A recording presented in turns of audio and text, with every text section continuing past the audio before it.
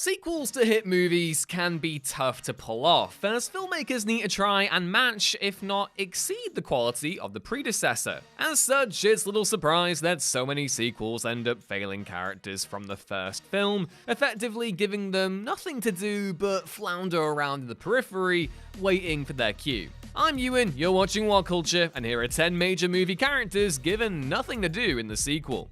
Number 10. Cyclops, X2, and X-Men The Last Stand.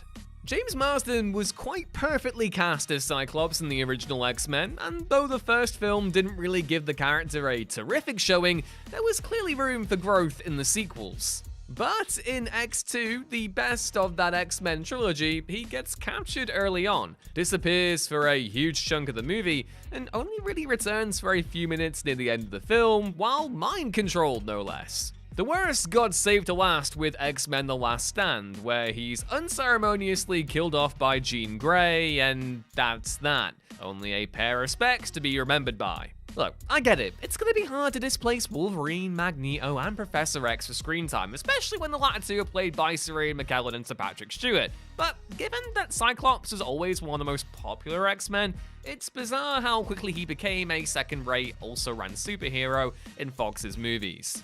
Number 9. Buzz Lightyear, Toy Story 4. Though Tim Allen's Buzz Lightyear started to feel like a side character in Toy Story 3, it wasn't until Toy Story 4 that he well and truly took a formal back seat. With the story being centered quite blatantly around Woody and Bo Peep, Buzz was basically shoehorned into the film's B-plot as he and the other toys attempted to track Woody down. In addition to the size of Buzz's roles being reduced, many fans also complained that he'd been flanderized, that is, diddly dumbed down into a caricature of himself. Couldn't they have just called this a day with Toy Story 3? Number 8. Leonard Bones McCoy, Star Trek Into Darkness. Like many of his co-stars in the excellently cast Star Trek reboot, Carl Urban gave a terrific performance as Dr. Leonard Bones McCoy. Naturally, there was an expectation that he would feature just as prominently in the next film. Sadly, Bones was basically relegated to background character status for most of the movie. Honestly, can you remember a single thing he did in the film, apart from maybe just studying a tribble? But this annoyed nobody more than Urban himself, who revealed that he almost turned down the offer to appear in threequel Star Trek Beyond and work on another unnamed movie instead. Quote, "I certainly was hesitant about reprising the role of McCoy. I felt that I was in agreement with a vast number of fans and audience members and critics who, after watching Into Darkness, felt that the character had become marginalized, and I was not keen to repeat that experience." Thankfully, the Simon Pegg penned Star Trek Beyond, underrated by the way, actually gave Bones something to do and didn't make him feel like a mere accessory along for the ride just because. Number 7. Finn and Rose, Star Wars Episode 9, The Rise of Skywalker. While many Star Wars viewers will argue that John Boyega's Finn wasn't given nearly enough to do in Star Wars The Last Jedi, at least his role in that film felt like a continuation of his Stormtrooper-turned-rebel arc seen in The Force Awakens. The Rise of Skywalker, though, reduces Finn to nothing but a background character, far from his status as basically a co-lead in The Force Awakens. Remember that thing you wanted to tell Rey? I sure don't. Here he feels purely along for the adventure, enough that even a promising arc about his Force sensitivity was bizarrely curtailed during editing. And right alongside Finn, there's Kelly Marie Tran's Rose Tico, who, after being introduced as a prominent Resistance member in The Last Jedi, gets barely a minute of screen time in The Rise of Skywalker. This truly is the worst Star Wars movie, folks.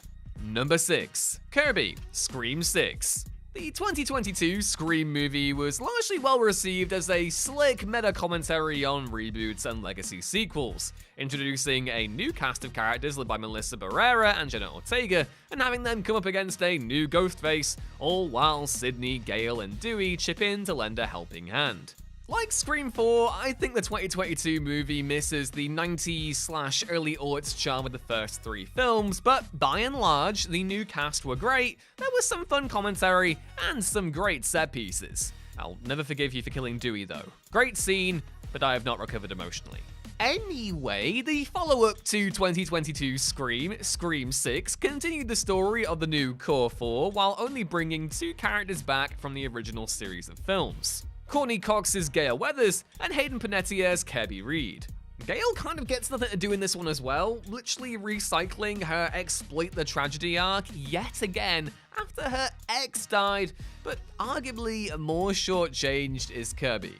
Ignoring for a second that the bring back X character juice would have been way better served resurrecting Parker Posey's Jennifer Jolie from Scream 3, also underrated by the way, Kirby reappears in Scream as an FBI agent sent to investigate the fresh spate of Ghostface killings. But all she's really used for is a red herring Ghostface suspect, and frustratingly one that would have been a more interesting Ghostface reveal than what we actually got. She shows up again in the finale, somewhat bloodied and bruised, to drop a television on Ethan, one of the film's 3 Ghostface killers, but that's really it.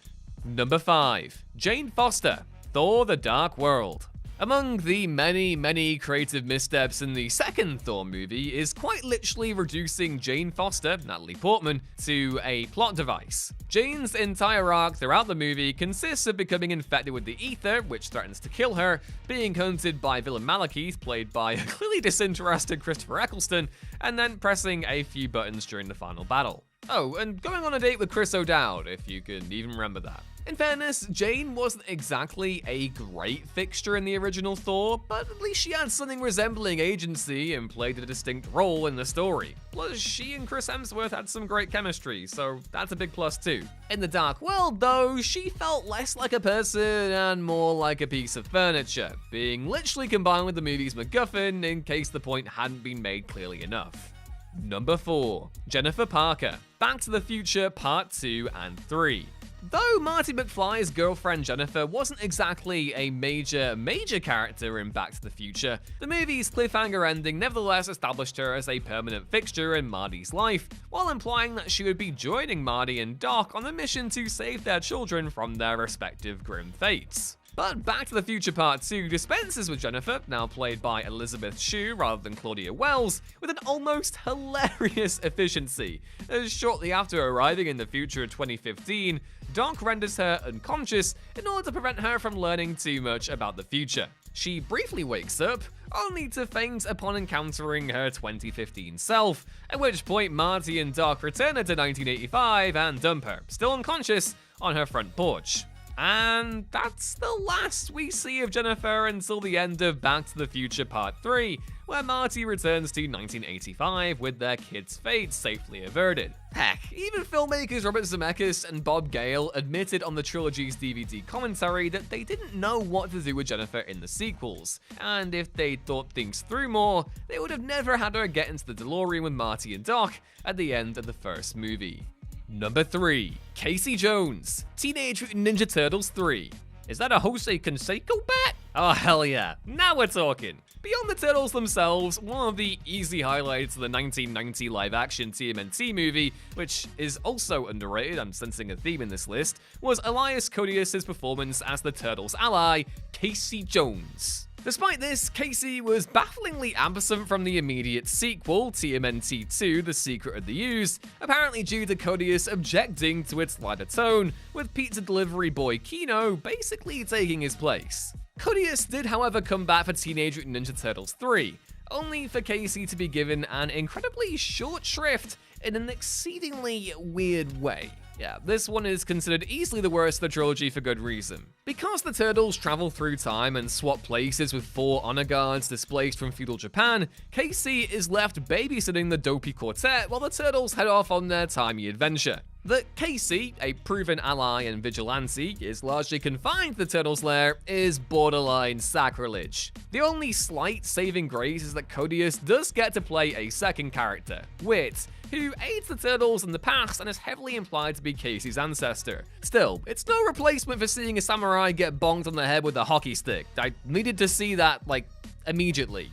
Also, it's just infuriating that they brought back such a much-loved character after he sat out the previous movie, only to keep him and his immaculate logs locked away for the whole film. Given how good that first TMNT movie is, it's such a shame the sequels never managed to equal it.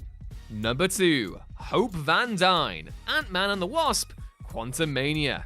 Now this is a movie that exists. Given that her name is literally in the movie's title, it was a reasonable expectation that Hope Van Dyne, aka the Wasp, played by Evangeline Lilly, would have a major, meaningful role in the third Ant-Man movie. And yet, Wasp ends up feeling like a tag-along for almost the entirety of the threequel, such that it's tough to remember a single memorable line or thing she does, outside of briefly helping Scott defeat Kang at the very end.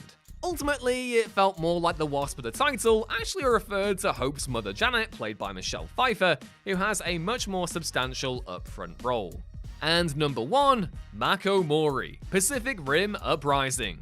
Mako Mori, played by Rinko Kikuchi, was easily one of the most popular characters in the first Pacific Rim, directed by Guillermo del Toro, certainly more so than protagonist Beckett, played by Charlie Hunnam, who didn't appear in the sequel due to scheduling conflicts. And so it seemed like a given that Mako would become the new lead, only for the reins to instead be handed to an entirely new character, Jake Pentecost, played by John Boyega. Mako did show up for a few scant minutes in Pacific Rim Uprising though, briefly meeting with Jake before being unexpectedly assassinated when her chopper is knocked out of the sky by a rogue Jaeger, Obsidian Fury. It was a cheap, embarrassing death for a beloved character, enough that many fans of Pacific Rim simply wish Mako didn't appear in the film at all, rather than get such a perfunctory, unceremonious demise. Hell, even writer-director Stephen S. DeKnight admitted that Mako's death didn't really work, and with Uprising's box office failure effectively ending the cinematic franchise,